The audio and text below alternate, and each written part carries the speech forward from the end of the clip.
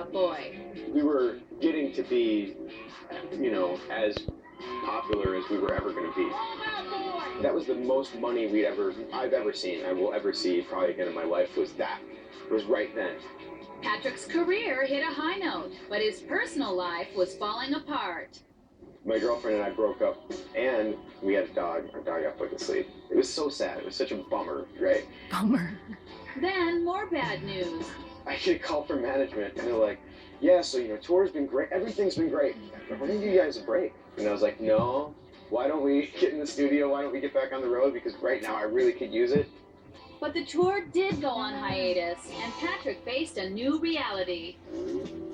I came home, I dropped my bags in this empty house, no dog, no girlfriend. So I was really lonely and I had all this money. And so I would just buy like champagne and like fried chicken and like pizza and watch these Hitchcock movies. And that was basically my life.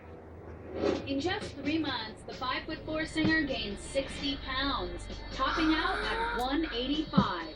I just looked like I was in a bad way, like full on like a different sized person, and none of my clothes fit.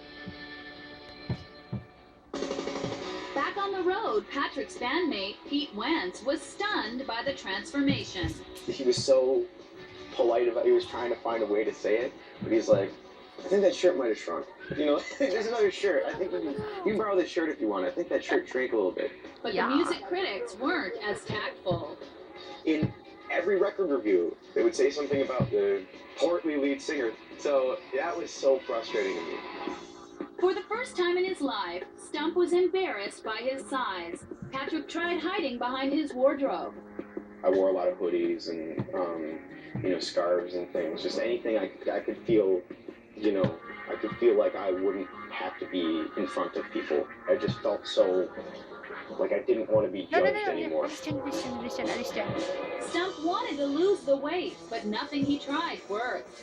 It was really frustrating because it took about 3 months to put the weight on and 5 years to figure out how to put it off.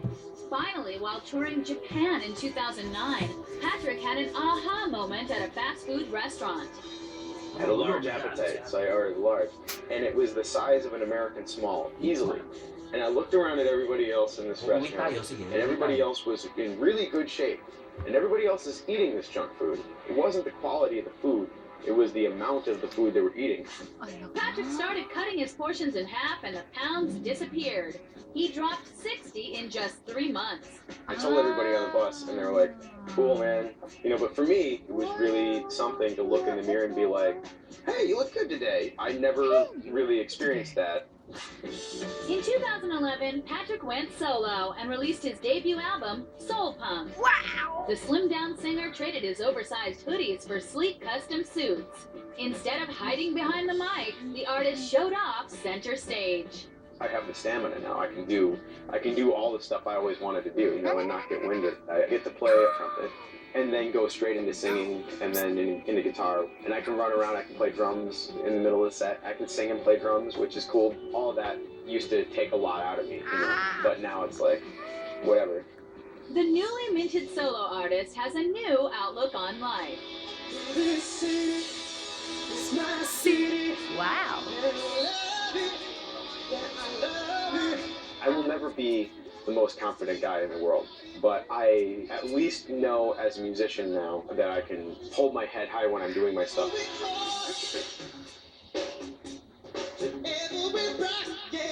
People may still think I'm unattractive or they may hate my music, whatever it is, but now at very least the first thing that they're going to complain about isn't that I'm fat.